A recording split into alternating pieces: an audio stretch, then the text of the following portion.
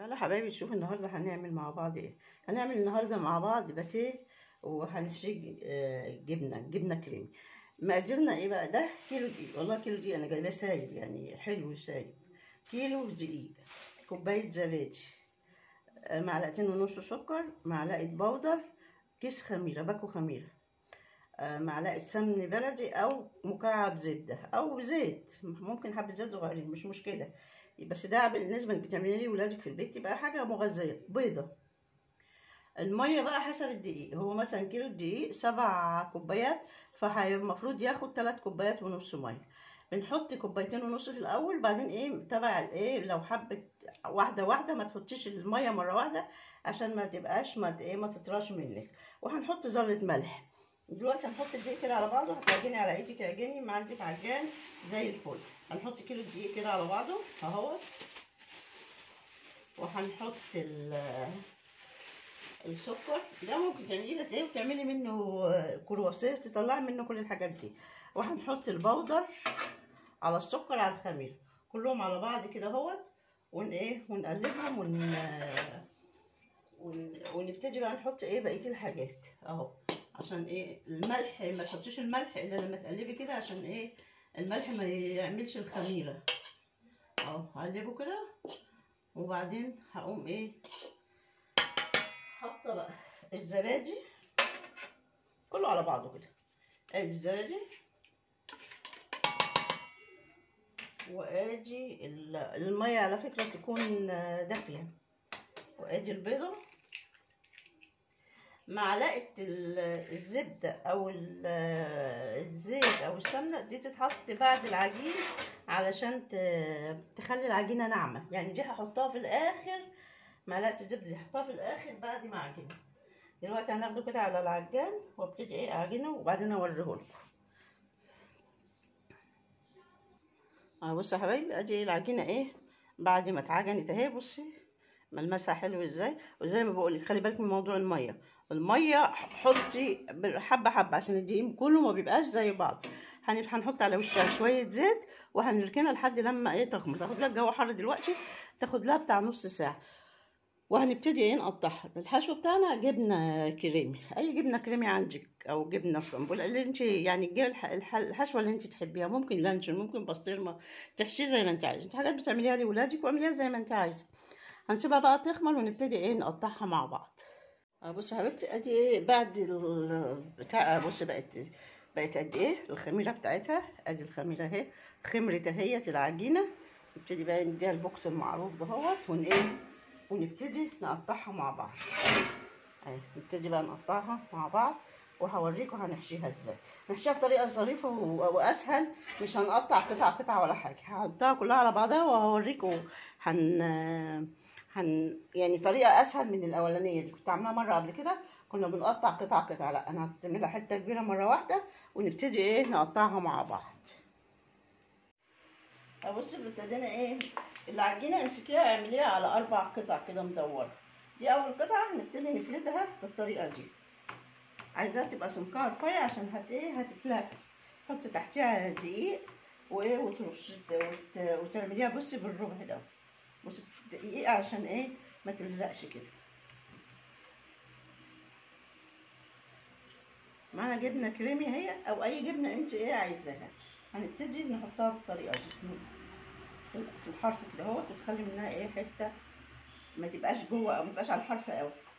نبتدي ايه نحطها كده اهوت، نفردها هنا اهو كده على الحرف كده. الطريقه دي اسهل، كنت عاملاها طريقه قبل كده كنت ايه بقطعها. لا دي بقى ايه اسهل، بتروحي عاملاها رول مره واحده وتقومي ايه كده بتخلص ايه بسرعه. ممكن الجبنه دي تحطي عليها طماطم وتحطي عليها فلفل الوان، بس انا عشان ما عنديش فايه عملتها جبنه ايه ساده خالص. عايزه تحطي جبنه اسطنبولي حطي، او جبنه كريمي. هي الجبنه الكريمي عموما بتبقى ايه حلوه فيه. هنبتدي بقى ايه نلفها بالطريقه دي، رول بالطريقه دي. نبتدي ايه نلفها كده اهوت.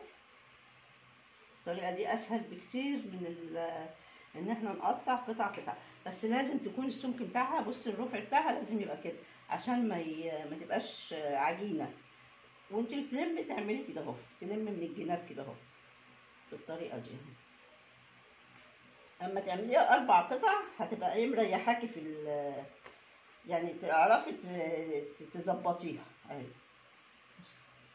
نبتدي نجيب ده كده ونقفله بالطريقه دي كده اه. تقفليه لازم تقفليه جامد كده، ولما هنرصه في قلب الصاج هنرصه ايه الفتحه دي تبقى من تحت كده اهو. اهو بصي بالطريقه دي. هبتدي بقى ايه اقطعه. بصي السمك اللي انت عايزاه، العرض اللي انت عايزاه. انا هعمل كده اهوت يدوب 4 ايه صوابع اهو. دي يعني معقوله لان لسه هتخمر. بس دي طلعت اكبر واحده، فدي لما اتعمل هتبقى 2 عشان ايه ما تبقاش كبيره قوي. نبتدي نرص زي ما قلت لك الفتحه دي اللي احنا لزقناها تبقى من تحت عشان ايه لسه ما يخمر ما تفتحش اهي. الصغننه دي خالص هنحطها كده على جنب، وتعملي ايه مسافه. انا عامله لبن على بن، يعني معلقه بن كده على معلقه لبن على معلقه سكر، عشان لما يخمر هرش بيه الوش عشان ايه لما يتعمل يحمر بسرعه. وادي اهو. نبتدي نكمل بقى كل اللي على كده. بص يا حبايبي انا عامله ايه ادي الكرواسون اهوت بعد الباتيه بعد ما خمر. انا عامله هنا ايه لبن، دي عامله البخاخه دي فيها لبن على بن او نسكافيه اي حاجه الموجوده عندي. هبتدي ارش ايه عليه كله قبل ما ادخله الفرن عشان ده بيحمر وشه ويخليه بيلمع. رشه بسيطه كده. عندك بقى سمسم او بتاع دوت او حبه البركه اللي انت ايه بتحبيه. هنبتدي نرش عليه كله كده وايه نحط عليه السمسم او حبه البركه اللي موجوده عندك اهو.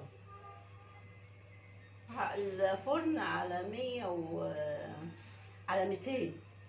تخلي بالك منه عشان لازم يبقى الفرن عالي علشان خاطر ايه يستوي بسرعه. لازم الفرن يبقى عالي اهو. ونبتدي نكمل كله على كده وندخله الفرن وهوريكم بعد ما يخلص شكله ايه.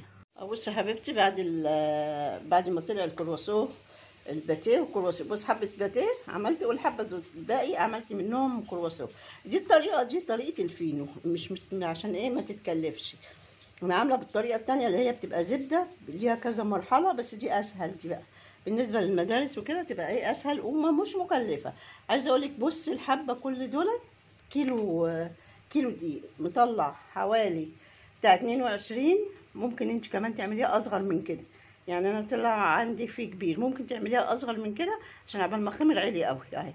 ممكن انت تعملي ايه يعني تقطعي التقطيع اصغر من كده زي ما انت عايزه.